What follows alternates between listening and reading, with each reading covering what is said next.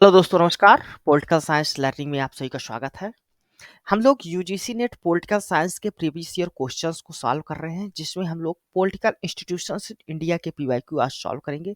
ये हमारा part 7 video है, जिसमें हम लोग 15 जून 2023 को शिफ्ट सेकंड में जितने भी क्वेश्चंस पूछे गए थे पॉलिटिकल इंस्टीट्यूशंस इन इंडिया से, उन सभी का हम लोग डिटेल में एनालिसिस देखेंगे। तो आइए शुरू करते हैं। पहला क्वेश्चन है, limited franchise was introduced by beach of these act. तो इनमें से किस एक्ट के द्वारा सीमित जो मताधिकार है, लिमिटेड फ्रेंचाइज है, उसको इंट्रोड्यूस किया गया था? इंडियन काउंसिल एक्ट 1892 के द्वारा, या गवर्नमेंट ऑफ इंडिया एक्ट 1935 के द्वारा, इंडियाज इंडिपेंडेंस एक्ट 1947 के द्वारा, या नन ऑफ दीज, इनमें से किसी भी एक्ट के द्वारा नहीं इंट्रोड्यूस किया गया था? जो करेक्ट आंसर होगा वो फर्स्ट नंबर ऑप्शन होगा आपका, इंडियन काउंसिल एक्ट 1892 के द्वारा।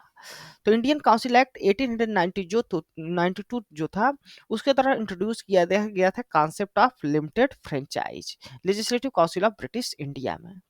इसके द्वारा जो लेजिस्लेटिव काउंसिल थी इंडिया में, उसके साइज को इंक्रीज किया गया था, और जो इंडियंस थे उनके इंगेजमेंट को बढ़ाया गया था एडमिनिस्ट्रेशन में, जो ब्रिटिश इंडिया में कार्य कर रहा था।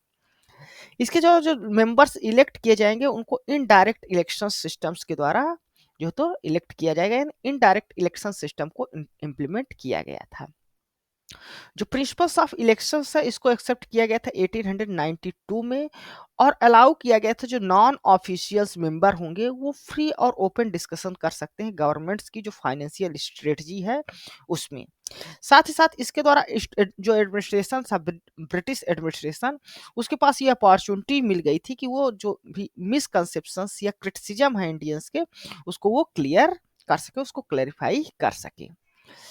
इस एक्ट के द्वारा यह भी क्लियर किया गया है कि जो मेंबर अपॉइंट किए जाएंगे काउंसिल में नॉन ऑफिशियल्स, वो किसी भी इंडियन बॉडी के रिप्रेजेंटेटिव नहीं होंगे, बल्कि वो नॉमिनीज होंगे गवर्नर जनरल के।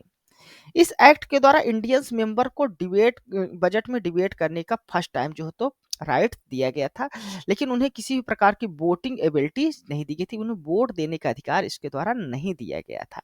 साथ ही साथ उन्हें फॉलो अप क्वेश्चंस पूछने का भी अधिकार नहीं दिया गया था, उसमें भी उन्हें रोक लगाई गई थी। जो इलेक्टेड मेंबर थे उन्हें परमिट किया गया था कि वो ऑफिशियल्स और जो इंटरनल मैटर हैं एडमिनिस्ट्रेशंस के, उनमें वो डिस्कस कर सकते हैं। इसके द्वारा जो है तो इंडियंस को किसी भी प्रकार का वोटिंग राइट नहीं दिया गया था, लेकिन ये फर्स्ट स्टेप माना जाता है रिप्रेजेंटेटिव सिस्टम ऑफ गवर्नमेंट में, जो इंडिया में उसमें ब्रिटिश इंडिया में कार्य कर रहा था उसमें। नेक्स्ट क्वेश्चन है, arrange the following committees and commissions on local government in chronological order. तो यहाँ पर कुछ कमेटी या कमीशंस के बारे में दिया गया है, तो आपको इनको क्रोनोलॉजिकल आर्डर में अरेंज करना है। ठीक है? तो यहाँ पर सबसे पहले आते हैं अशोक मेहता कमेटी आती है, उसके बाद आपके जीवी के राव कमेटी आती है, फिर थुंगन कमेटी, फिर एल एम सिंघवी कमेटी आती है, और सबसे लास्ट में थुंगन कमेटी आती है। यानी जो करेक्ट आंसर होगा यहाँ पर ऑप्शन नंबर सेकंड जो है वो यहाँ पर आपका करेक्ट है। ठीक है। तो अशोक मेहता कमेटी का जो इंट्रोडक्शन किया जाता है, आती है सबसे पहले वो 1977 में आती है। ये 2 टियर पंचायती राज को इंट्रोड्यूस करने की बात करती है। जीवी के राव कमेटी जो आती है वो 1985 में आती है, और ये भी डिसेंट्रलाइजेशन और डिस्ट्रिक्ट लेवल प्लानिंग को जो तो रिकमेंड करती है। एल एम सिंघवी कमेटी जो बनती है वो 1986 में बनती है, और थंगन कमेटी जो बनती है 1988 में बनती है। ये सभी जो कमेटी थी पंचायती राज सिस्टम को इंट्रोड्यूस करने के लिए बनाई गई थी। नेक्स्ट क्वेश्चन है, which among the following is not include in the right to life under the article 21 of the Indian constitution as interpreted by supreme court. तो यहाँ पर जो राइट्स दिए गए हैं, इनमें से ऐसे कौन से राइट है जो आर्टिकल 21 के अंदर नहीं आते, जो इंटरप्रिटेशन से आए हैं, सुप्रीम कोर्ट के इंटरप्रिटेशन से आए हुए हैं? तो यहाँ पर राइट टू सुसाइड है, राइट टू प्राइवेसी है, राइट अगेंस्ट पब्लिक हैंगिंग है, and right to good health है। इनमें से जो राइट टू सुसाइड है उसको जो है तो इंट्रोड्यूस नहीं किया गया है सुप्रीम कोर्ट्स के इंटरप्रिटेशंस के द्वारा। तो right to life under article जो 21 दिया गया है इंडियन कॉन्स्टिट्यूशन में, उसके द्वारा कई सारे राइट्स दिए गए हैं, जैसे राइट टू प्राइवेसी हो गया, गुड हेल्थ हो गया, प्रोटेक्शन फ्रॉम पब्लिक हैंगिंग हो गया।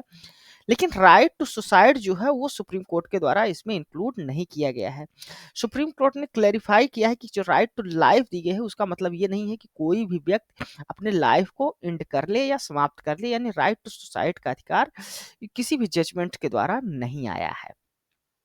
सुप्रीम कोर्ट ने समय समय पर कई सारे राइट्स को आर्टिकल 21 के तहत इंट्रोड्यूस किया है, जिनकी लिस्ट आप लोग यहाँ पर देख सकते हैं, जैसे राइट टू लाइफ हो गया, right to privacy, right to shelter, right to health, free education 14 years तक, free legal aids, right to solitary confinement. तो इस प्रकार के बहुत सारे राइट्स दिए गए हैं, इनकी लिस्ट आप लोग यहाँ पर देख सकते हैं। ये आगे की लिस्ट है, इसको भी आप लोग देख सकते हैं, पढ़ सकते हैं, और ये भी ये आपके सुविधा के लिए यहाँ पर लिखा गया है, जिसको आप लोग देख सकते हैं और समझ सकते हैं। लगभग 35 राइट्स है जिसको यहाँ पर इंट्रोड्यूस किया गया है सुप्रीम कोर्ट के द्वारा समय समय पर। नेक्स्ट क्वेश्चन है, which of these postulate the introduction of elected president in municipalities. तो म्यूनिसिपैलिटीज में इलेक्टेड प्रेसिडेंट को इंट्रोड्यूस करने का सबसे पहले जो सिद्धांत है वो कहाँ पर पास्टुलेट किया गया था?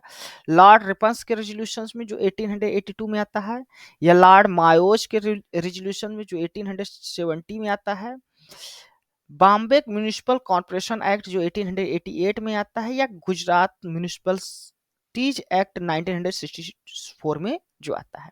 तो यहाँ पर जो करेक्ट आंसर होगा वो सेकंड नंबर ऑप्शन से आपका है, लॉर्ड मायोज रेजोल्यूशंस जो 1870 में इंट्रोड्यूस किया जाता है या लाया जाता है।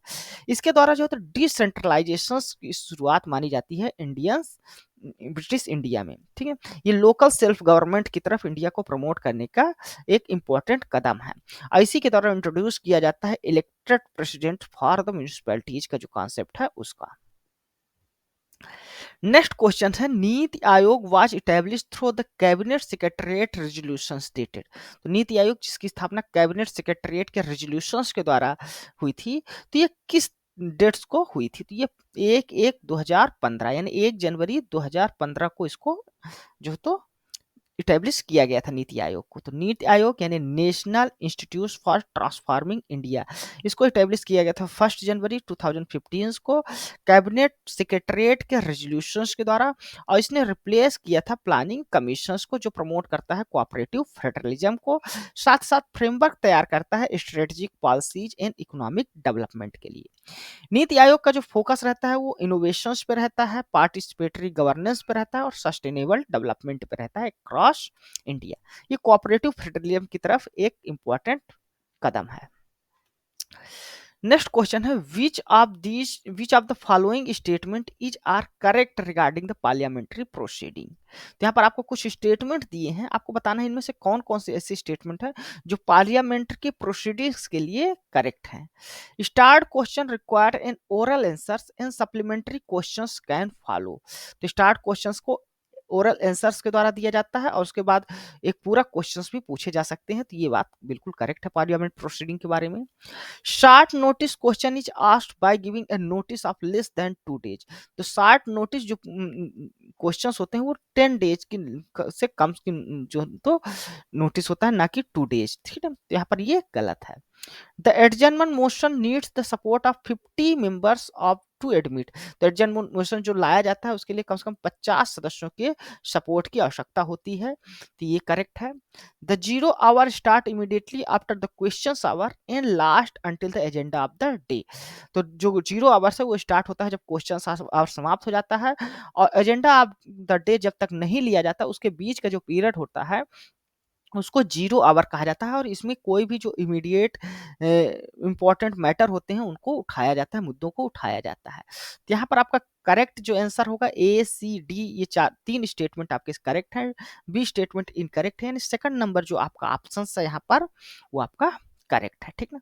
तो स्टार्ट क्वेश्चंस का जो आंसर दिया जाता है वो ओरल दिया जाता है, रिटन में नहीं दिया जाता, और इसके बदले एक सप्लीमेंट्री या पूरा क्वेश्चंस पूछे जाते हैं, जिसका भी आंसर ओरली ही दिया जाता है, ठीक है। शार्ट नोटिस जो क्वेश्चंस होते हैं ये लेस देन 10 days के नोटिस के साथ दिया जाता है, ना कि 2 days के लिए, ठीक है। बाकी स्टेटमेंट दोनों सही थे, सी और डी। नेक्स्ट क्वेश्चन है, which of these following statement is are correct regarding the supreme court of India. तो यहाँ पर कुछ स्टेटमेंट दिए गए हैं सुप्रीम कोर्ट ऑफ इंडिया से रिलेटेड, तो आपको बताना है इनमें से कौन से स्टेटमेंट करेक्ट है। Under arbitration and conciliation act 1996 international commercial arbitration can also be initiated in the supreme court.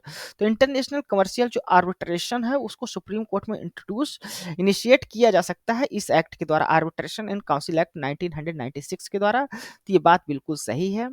ठीक, the supreme court has special advisory jurisdiction under article 143। तो इंडिया के कॉन्स्टिट्यूशन का जो आर्टिकल 143 है वो सुप्रीम कोर्ट को special advisory jurisdiction की बात करता है, ये भी स्टेटमेंट करेक्ट है।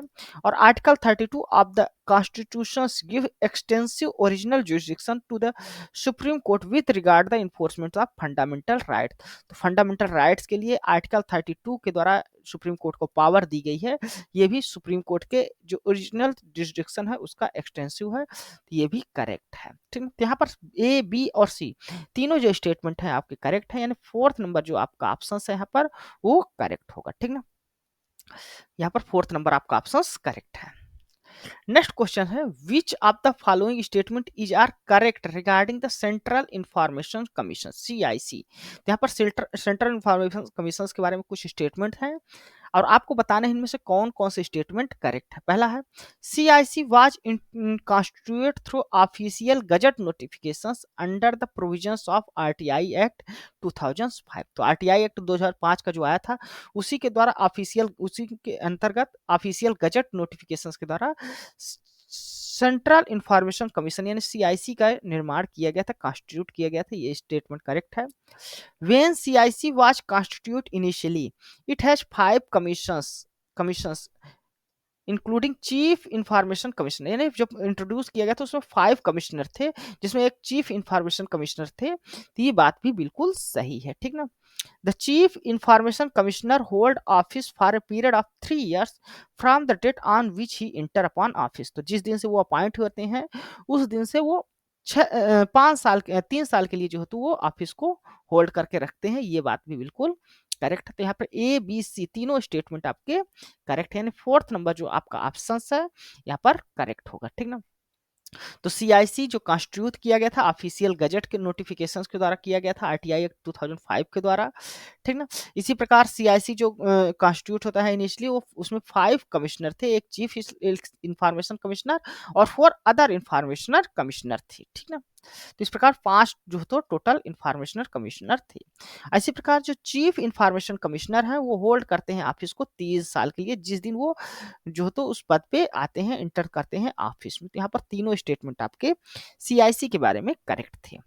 तो धन्यवाद दोस्तों, ये था हमारा पॉलिटिकल इंस्टीट्यूशन इन इंडिया के PYQ, जिसमें हमने आज 15 जून 2023 को शिफ्ट सेकंड में जितने भी क्वेश्चंस पूछे गए थे पॉलिटिकल इंस्टीट्यूशंस इन इंडिया से उन सभी का हमने डिटेल में एनालिसिस किया है। यह वीडियो आपको कैसा लगा है अपने कमेंट्स के माध्यम से मुझे जरूर बताइएगा। साथ ही साथ आप हमारे इस वीडियो को लाइक करें, हमारे इस चैनल को सब्सक्राइब कर ले ताकि जो इस तरह की वीडियोज हैं वो आपको मिलती रहें। धन्यवाद, थैंक यू।